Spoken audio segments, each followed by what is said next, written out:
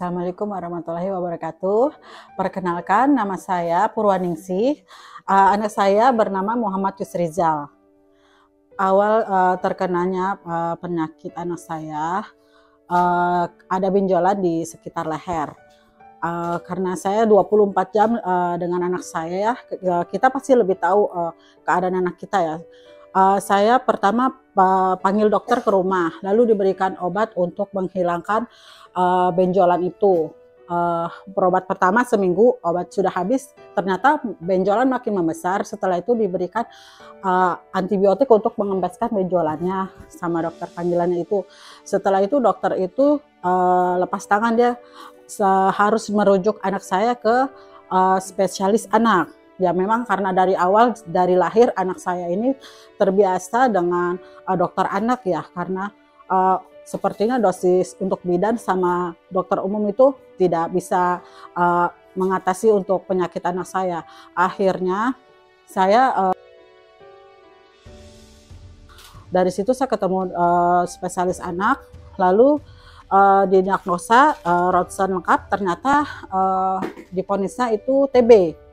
Karena sudah paru-parunya sudah ada pleknya seperti itu. 2 bulan ya minum obat TB, ternyata gejalanya malah makin parah. Anak saya itu tidak bisa bernapas, makin membesar untuk benjolan di leher sama di hidungnya itu sulit bernapas. Lalu untuk bulan ketiganya saya belum berani ke dokter lagi karena dokter itu memberikan alternatif untuk operasi karena saya belum bisa menerima kenyataan kalau anak saya itu sakit. Usianya itu waktu divonis sakit itu 3 tahun 8 bulan, sedang lucu-lucunya baru pertama masuk sekolah, benar-benar seperti ujian terberat dalam hidup saya seperti itu ya. Lalu setelah itu bulan ketiganya saya pergi ke alternatif. Untuk minggu pertama itu ada hasilnya. Nah, minggu-minggu berikutnya tidak ada hasilnya. Lalu saya kembali ke dokter anak itu, saya seperti biasa, pasti saya diomel-omel ya, dimarah-marahi sama dokternya karena saya menunda-nunda pengobatan untuk saya. Anak saya akhirnya disarankan untuk biopsi. Setelah itu dia disarankan untuk biopsi, kita konsul dulu ke dokter gigi. Ternyata benjolan itu bukan gara-gara gusi. Setelah itu ke spesialis THT. Setelah di spesialis THT ternyata sudah ditemukan ya ada kanker di leher sama di hidung. Nah, yang di hidung ini yang membuat dia sulit bernapas di malam hari. Jadi kalau malam itu tidur dia tidak bisa bernapas, bernapasnya dari mulut seperti itu. Kadang berhenti bernapas seperti itu yang membuat saya tersisa. Akhirnya mau nggak mau saya harus terima, dokter harus dirujuk ke rumah sakit besar. Itu saya belum bisa menerima kenyataan ya. Saya belum bisa menerima kenyataan, saya cerita pelan-pelan sama suami saya, sampai suami saya itu juga, mana ya, seumur hidup saya belum pernah melihat air mata suami saya. Saya nangis di lampu merah, berhenti kendaraan di lampu merah, kita nangis berdua, bingung gitu. Karena benar-benar pahit sekali seperti itu ya. Ujiannya itu bingung kita. Esok harinya kita ke rumah sakit itu dirujuk ke rumah sakit RSHB Harapan Kita itu kita tidak ada prefer. Saya tidak ada bawa berkas, hanya berkas dari dokter rujukan, tidak bawa berkas lengkap, tidak bawa salin seperti itu. Jadi kita langsung masuk ke RSHB itu dirawat ya.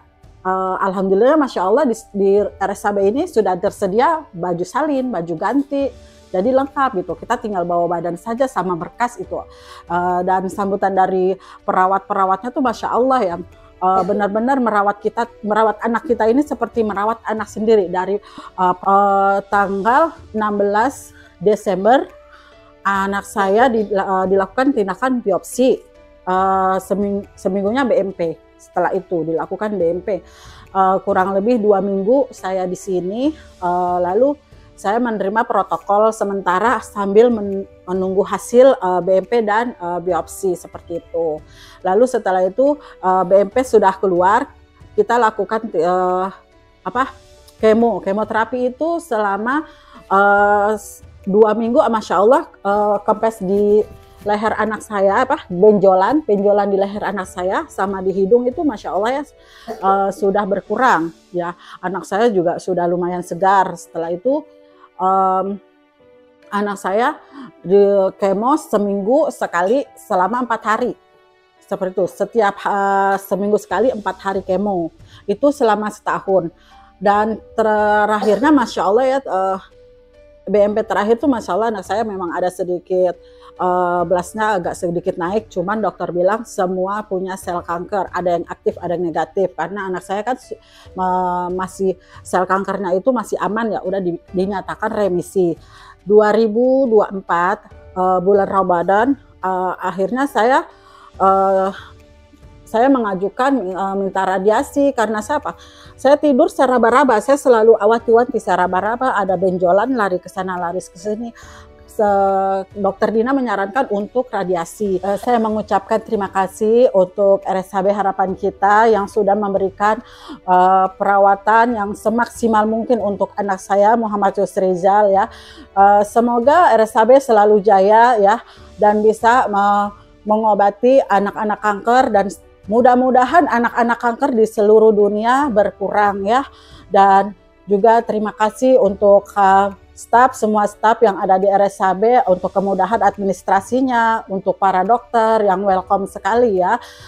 Juga perawatnya merawat anak saya ya, anak-anak kami merawat seperti anak sendiri. Juga mamah-mamah yang ada di sini masya Allah seperti saudara, sampai sekarang pun kita masih komunikasi ya. Seperti itu ya. Sebelumnya saya ucapkan terima kasih untuk semua yang berhubungan dengan RSHB Harapan Kita.